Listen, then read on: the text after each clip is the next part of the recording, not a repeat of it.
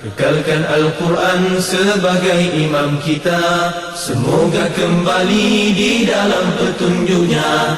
Kalamullah hidayah bagi kita, diberikan Jibril kepada. Kekalkan Al-Quran sebagai imam kita, semoga kembali di dalam petunjuk. وَمَا تَفَرَّقُوا إِلَّا مِن بَعْدِ مَا جَاءَهُمُ الْعِلْمُ، اور وہ الگ الگ نہیں ہوئے مگر اس کے بعد کہ ان کے پاس صحیح علم آ چکا، بغیم بینہم، آپس کی ضد کی وجہ سے، وَلَوْلَا كَلِمَةٌ سَبَقَتْ مِن رَبِّكَ، اگر وہ بات نہ ہوتی جو آپ کے رب کی طرف سے پہلے سے طے ہو چکی ہے، إِلَىٰ أَجَلٍ مُّسَمًّى، ایک مقررہ وقت تک، لَقُضِيَ بَيْنَهُمْ، تو یقیناً ان کے درمیان میں فیصلہ کر دیا جاتا. وَإِنَّ الَّذِينَ أُورِثُوا الْكِتَابَ مِن بَعْدِهِمْ، اور بے شک وہ لوگ جو کتاب کے وارث بنائے گئے ان کے بعد، لَفِي شَكٍّ مِّنْهُ مُرِيبٍ، ایسے شک میں ہے اس کتاب کے حوالے سے جو بے چین کر دینے والا ہے. فَلِذَلِكَ فَادْعُوا، تو پھر اسی کی طرف ہے نبی صلی اللہ علیہ وسلم دعوت دیجیے. یہی جو مشن آپ کو سونپا گیا ہے، اللہ کے دین کو غالب کر دینے والا، اسی کی طرف آپ کی دعوت ہونی چاہیے. وَاسْتَقِمْ كَمَا أُمِرْتَ، اور ڈٹے رہیں جس کا آپ کو حکم دیا گیا ہے. وَلَا تَتَّبِعْ أَهْوَاءَهُمْ، اور ان کی خواہشات کی پیروی نہ کریں. وَقُلْ آمَنْتُ بِمَا أَنزَلَ اللَّهُ مِنْ کتاب، اور فرمائیے میں تو ایمان لایا ہوں اس پر جو اللہ نے کتاب میں سے نازل کیا ہے. وَأُمِرْتُ لِأَعْدِلَ بَيْنَكُمْ، اور مجھے حکم دیا گیا ہے میں تمہارے درمیان میں عدل کروں. اللَّهُ رَبُّنَا وَرَبُّكُمْ، اللہ ہی ہمارا اور تمہارا رب ہے. لَنَا أَعْمَالُنَا وَلَكُمْ أَعْمَالُكُمْ، تمہارے لیے ہمارے اعمال اور تمہارے لیے تمہارے اعمال ہیں. لَا حُجَّةَ بَيْنَنَا وَبَيْنَكُمْ، ہمارے اور تمہارے درمیان میں کوئی جھگڑا نہیں ہے. اللہ یجمع بیننا، اللہ آپ ہمیں آپس میں جمع کرے گا. وَإِلَيْهِ الْمَصِيرُ، اور اسی اللہ کی طرف ہمیں لوٹ کر جانا ہے. وَالَّذِينَ يُحَاجُّونَ فِي اللَّهِ، وہ لوگ جو حجتیں نکالتے ہیں اللہ کے بارے میں، جو اللہ کے دین کی قائم کرنے کی جدوجہد میں شامل ہونے سے عذر تراشتے ہیں. بھئی وقت نہیں ہے، مصروفیات بہت ہیں، کام بہت کرنے والے ہیں، وقت نہیں نکال سکتے. تو فرما من بعد ما استجیب له، اس کے بعد کہ اس کی دعوت قبول کی جا چکی ہے. حجتهم داحضۃ عند ربهم، ان کی دلیل، ان کی حجت، ان کی معذرت، ان کی مصروفیات ان کے رب کے ہاں باطل ہے. وعلیہم غضب، اور ان پر غضب ہے. ولہم عذاب شدید، اور ان کے لیے شدید عذاب ہے. اللہ ہمیں اس سے محفوظ فرمائے. اللہ الذی انزل الکتاب بالحق والمیزان، اللہ وہ ہے جس نے کتاب نازل کی حق کے ساتھ، اور صرف کتاب نہیں اتاری، اس کے ساتھ میزان بھی اتارا ہے. وہ ترازو جسے ہم نے ایک عضو معطل بنا کے اپنی سپریم کورٹ کے باہر لٹکا رکھا ہے، وہ سپریم کورٹ کے باہر تو ہے، اندر شاید ہے یا نہیں، بہرحال آپ بہتر فیصلہ کر سکتے ہیں. اندر اس عدل کے مطابق فیصلے ہو رہے ہیں یا نہیں ہو رہے. وہ میزان بھی اللہ نے اتارا تھا، صرف اس لیے نہیں کہ ایک کونے میں تم بیٹھ جاؤ اور کتاب اللہ کی تلاوت کرتے رہو، بلکہ اس میزان کو ایک ہاتھ میں تھامو اور اللہ کی کتاب کے مطابق فیصلے کرنے والے بن جاؤ.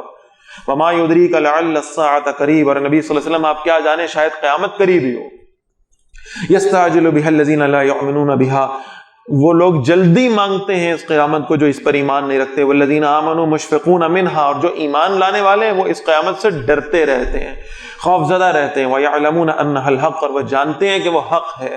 أَلَا إِنَّ الَّذِينَ يُمَارُونَ فِي السَّاعَةِ، سن لو بے شک وہ لوگ جو قیامت کے بارے میں جھگڑا کرتے ہیں، لفی ضلال بعید، وہ بہت دور کی گمراہی میں مبتلا ہیں.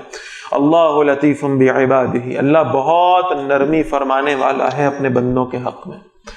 یرزق من یشاء، وہ رزق دیتا ہے جسے چاہتا ہے. وہو القوی العزیز، اور وہ بہت قوت والا، بہت زبردست والا، بہت زبردست.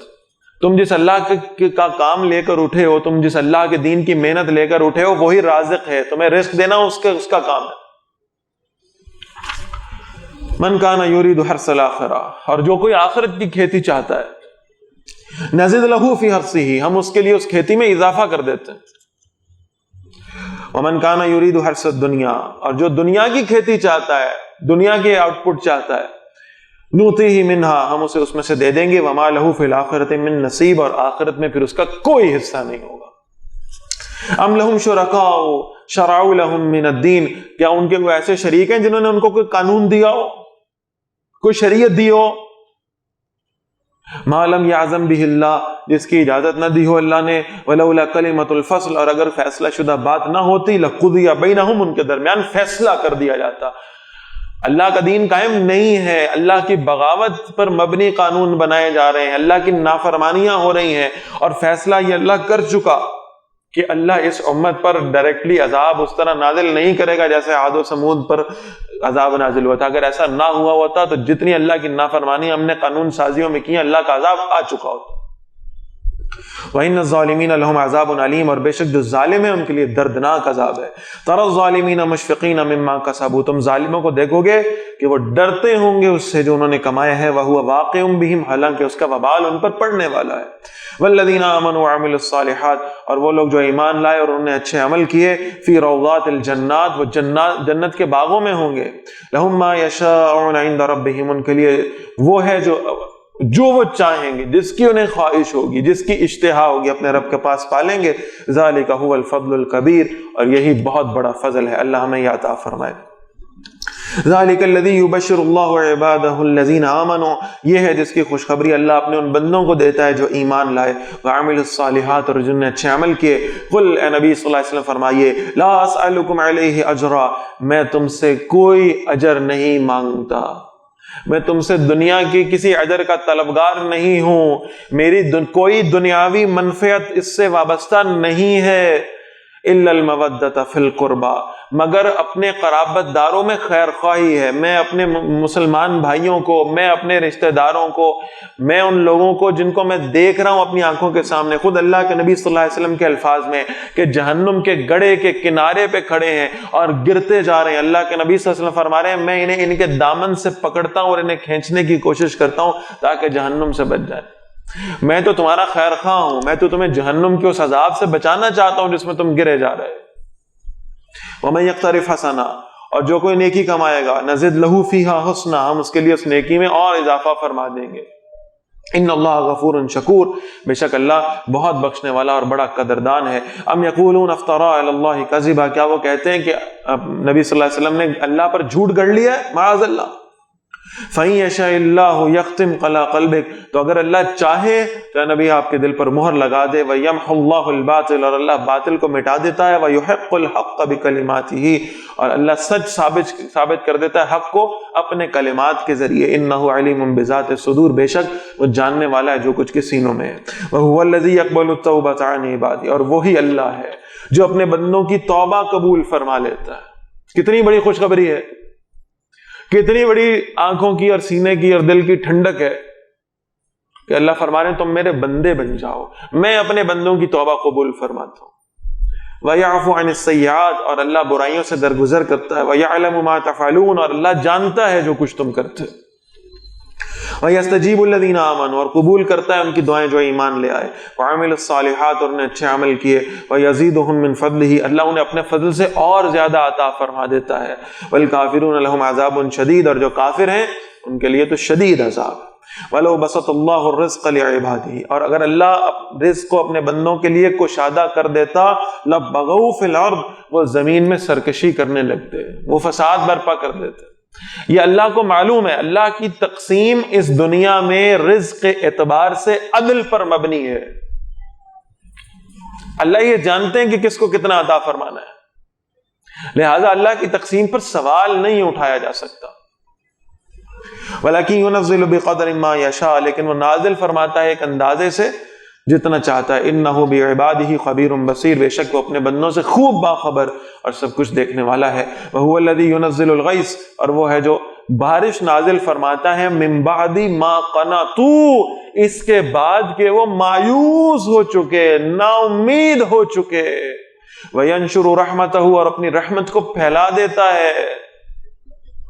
بڑی اہم آیت، پورا پس منظر پیچھے ہم پڑھ کے آئے ہیں، اس کا بیک گراؤنڈ کیا ہے؟ اللہ کے دین کو قائم کرو، اللہ کی شریعت نافذ ہوگی تو تمہیں آسمان سے بھی برکتیں ملیں گی، زمین سے بھی اللہ برکتیں عطا فرمائے گا، یہ سب کچھ۔ لیکن ایک وقت آتا ہے اہل دین بڑی مایوسی کا شکار ہو جاتے ہیں، وہ کہتے ہیں ابھی دور دور تک اللہ کا دین غالب ہوتا ہوا محسوس ہی نہیں ہو رہا۔ کیسے ہوگا بھائی؟